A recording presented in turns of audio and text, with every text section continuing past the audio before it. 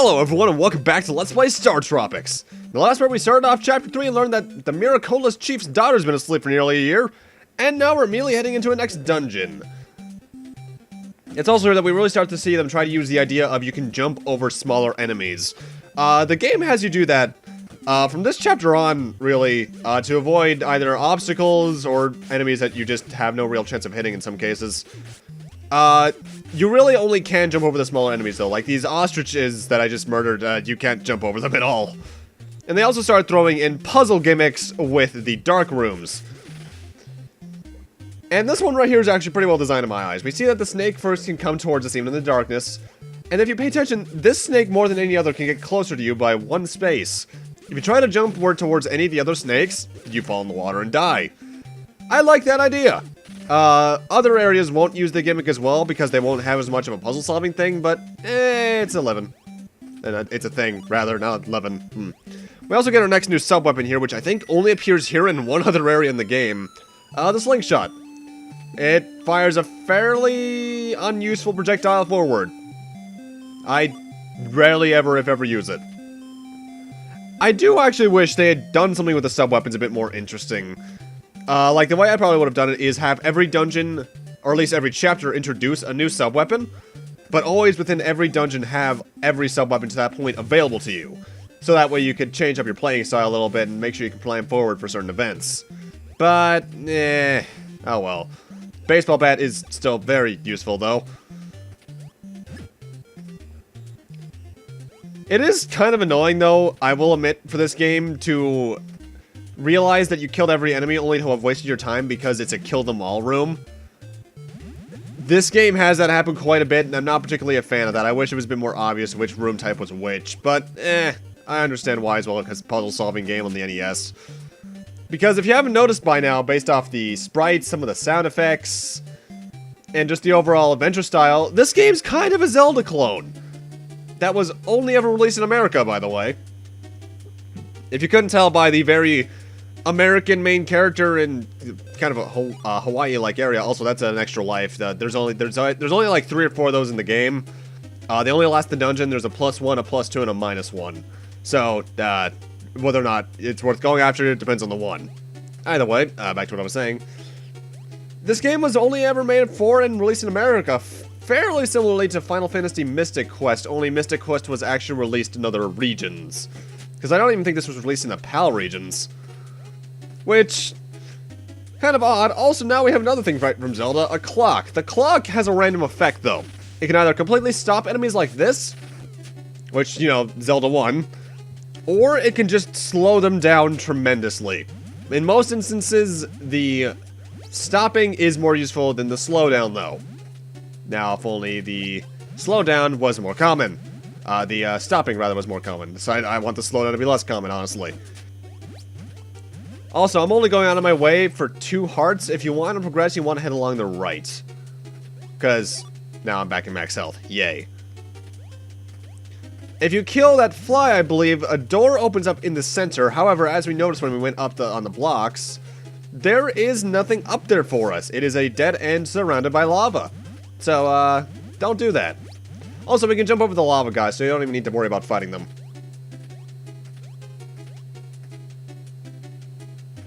Well, that's kind of morbid. Wait, actually. That's a death for me. Just to show it off here, because this is our first death, obviously.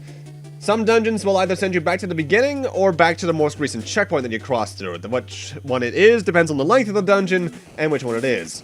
And now we're here at the boss. And this boss is a bit interesting that we can't actually hurt him. We need to survive him, basically, and hit the 2 buttons around the room, well, technically 4 if we count the platforms that activate the buttons, to get rid of those little barriers around him. At that point, well, we win. Yes. Yes. Drown.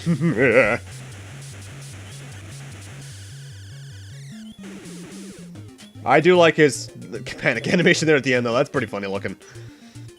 Also, this game also has the Zelda 1, Zelda in general, really, heart beep sound effect when you're low, but thankfully it's fairly quiet and unannoying. You can probably barely hear it as it is right now over me talking it. Over me talking over it. There we go. And that's the end of that dungeon. Not an overly hard one. That last platforming section towards the end can actually be kind of annoying, though, just due to the lava men. And the boss can actually be deceptively tough due to how fast he fires out his projectiles in relation to where you are. Either way, now we're at the castle. I believe this is Shikola? Some say a queen of peerless beauty lives in the castle of Shikola, but only women may enter the castle. Seek help in the fortune teller's camp. Okay, then. I'm a she-guard of Shikola. Get out of here.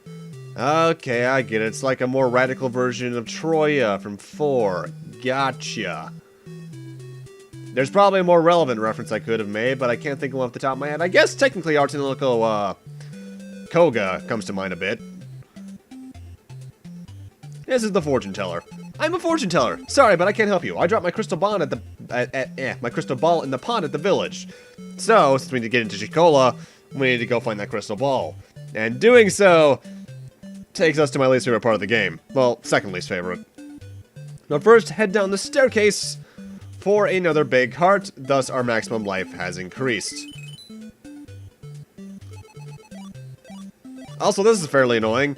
Every time you get a heart up, or a life up in general that's not like from just beating a chapter, you have to watch each and every half of your hearts increase or refill. And that can get tedious. Either way, the village we need to head to is up here in the north. If you headed along the beach that was to the west of Shikola, you'd find a dead-end cave. So we need to head into the ghost village. That's the pond, but we can't get the crystal ball in it because, as we know, Mike can't swim, so we need to find a way around it. Thankfully, one of these graves is much more obviously not real. And leads us into, if not my least favorite, my second least favorite dungeon in the game. Starting off, though, it's not too bad. These skeleton puppies are basically the exact same as the rats and the baby blue chocobos from earlier. Also notable, obviously some enemies can't jump, but some enemies can, and others can actually also jump onto the green squares of platforminess. Not every one of them can. I can only think of maybe 2 or 3 varieties off the top of my head as it is, but you want to be careful. Also, this cave has probably the most trap exits out of all of them, so you want to follow me directly. And what just hit me? We'll find out in a moment. For right now, just try to rush through some of these areas, because there are things that are invisible that can hurt us. We'll find out one in a moment. I believe these mummies can hurt you on the green platforms, because I think they can walk onto them. Thankfully, they can't jump, so if you're good at mashing the B button and just getting away from them, they're not too annoying. Just don't let them group up on one tile together, because that means that's a lot of hurt coming your way. And over here, we got magic rods, I think. A new magical item, which, if I use in this room, will reveal ghosts. This is what hurt me in that previous room. There are ghosts that are invisible that can still hurt you when they are. However, you cannot hurt them. And in some instances, you need to kill them all in order to open a room, to open a door for us, so we want to be careful. Conserve your magic rods unless it's absolutely necessary to use them, because otherwise, you're in for a world of hurt. This dungeon, this room isn't too bad, though. Interestingly enough, something you can take advantage of that I don't until later in the game usually, is you can actually hurt the enemies when you're in the middle of jumping. For any position, really. Be it on the green blocks or just on a normal floor. Because Mike will angle down his yo-yo and try to hit them. There's also a lot of rooms in this area that are very confusable with one another because they're just so similarly shaped, and I just accidentally used all 3 in my magic rods. I had to leave and re-enter. That was annoying. Thankfully, there was a fake exit basically right next door. Don't waste your magic rods in that room at all, by the way. It's not worth it. I believe if you head down to get those hearts, you actually need to go the long way around through this room again, and I don't recommend doing that.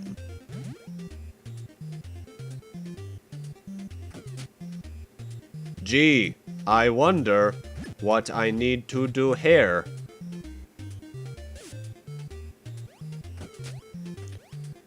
I do like how straightforward some of these rooms are, and that's actually a pretty interesting introduction to the turret type of enemy that's going to be kind of annoying from here on out. because they can do a decent chunk of damage later on in the game, and they can be pretty easy. They can track onto you pretty well. And guess what we need to do here? It is interesting to see how these kind of games have evolved, though, because compare this kind of version of this kind of action-adventure game to something along the lines of, and I'm just going to look across at my game collection right now to compare it. The first thing that catches my eye is A Link Between Worlds, which is a pretty decent comparison, actually. Similar camera angle, kill them all rooms, dungeons. It's interesting to see just how much the kind of genre has evolved as a whole. Also, new magical item, rather, the lantern. It lights up darkened areas. Pretty self-explanatory, though. Something I should mention about dying in this game. When you die, you lose all of your magical items and extra weapons. Aha, I knew there was someone in here I was remembering. And losing all those items can get annoying. Particularly in later dungeons. Also, the only reason I came in here was for this red potion. Because having red potions is useful in this dungeon. You also lose all your red potions, by the way, when you die, so use them when you can. Don't be like me in a few instances where I have, like, I think the most you can have in the game at a time is, like, 3, and lose them all. That sucks. That really sucks. Anyway, you might be wondering where we go from here. Secret passage. There's even another rod here for you that will give you up to, I think that in particular got me up to 8, no 6. Which will help me out later on. And this is the lantern. It helps us out here.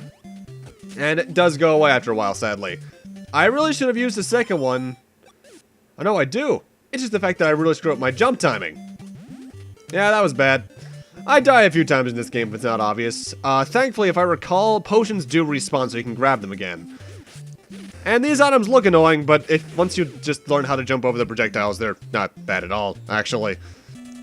This is a bit of a false boss room. If I recall, if you destroy those guys, you open the door to the right where there's some heart refills. Not worth it for me. I just want to be done with this area as soon as possible, because I really do hate this area quite a bit. And here we see the mummies walking over the green tiles. So, unless it's the two in the middle of the water crosses to my left, do not jump on green tiles when you're in a room of mummies, because they will probably get to you.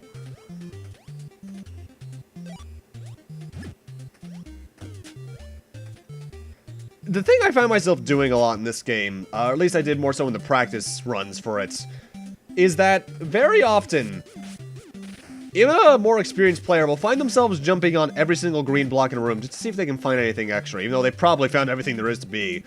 Mostly just because it's part of that inquisitive gaming mindset that a lot of gamers tend to have. You know what I mean? Hello, invisible ghosts. Die. Again. Where do ghosts go when they get destroyed by someone? Actually, that kind of reminds me of one of my favorite fan theories about the Doom series. How you're not killing, like, an endless army of, demons, at least when you're on, like, Mars or Earth. You're just killing the same 5 of every type over and over again. Because, at least in the Doom universe, where does the demon go when they die? We haven't heard of super hell yet. So, they'd probably just go back to hell and, like, get, like, a nice wet towel in their locker room and try again. However, then it brings up what happens to the ones you actually kill in hell. And, I have no idea what would happen with that. Clearly, their corpses can remain, because in Doom 2016, the icon of sin was visible in that one stage, but, Doom 2016 was really good. Like, really, really good.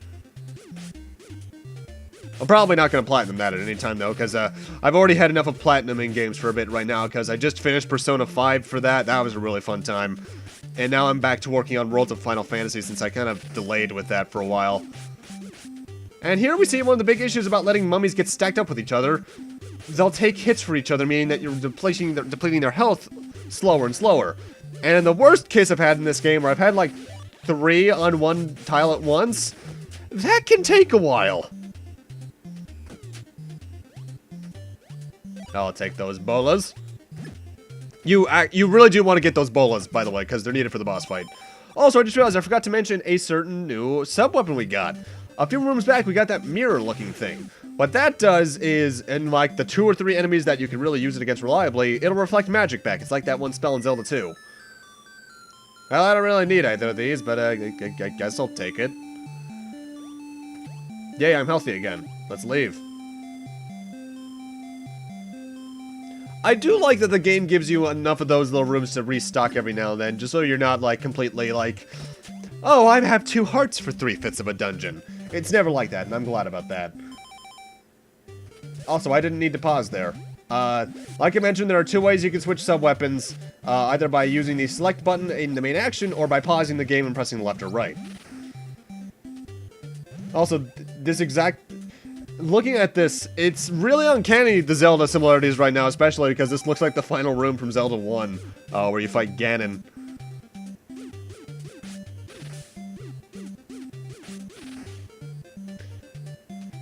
One of the bigger disappointments about this game, honestly, in dungeons, is that a lot of them kind of just reuse the same tileset, so it all kind of blurs together after a while.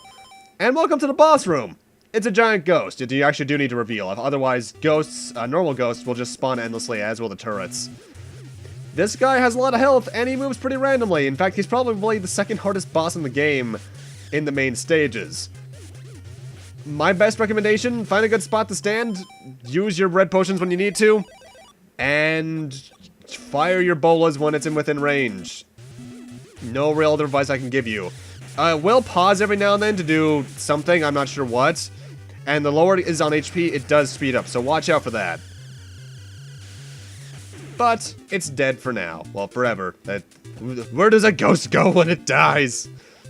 I insert obvious Mario 64 reference here. Either way, we're at the end, and that's morbid. Let's jump on that. Come on. Come on.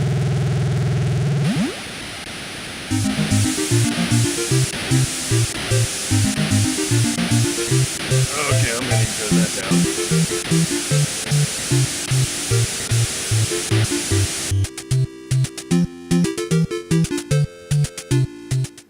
Well, what did that do? Oh! Wow, we've done it again! And I wonder what that obvious blue thing on screen is above my hearts. Look, the pond is dried up, so yes, that entire thing was just so we could drain the pond and get the fortune teller's crystal ball. But with that, I'm gonna end this off here. Thank you guys for watching, and in part 4 we'll be giving that crystal ball back to the fortune teller and continuing on in chapter 3 from there. If you can't tell, chapter 3 is the longest one in the game, more or less. See you guys then.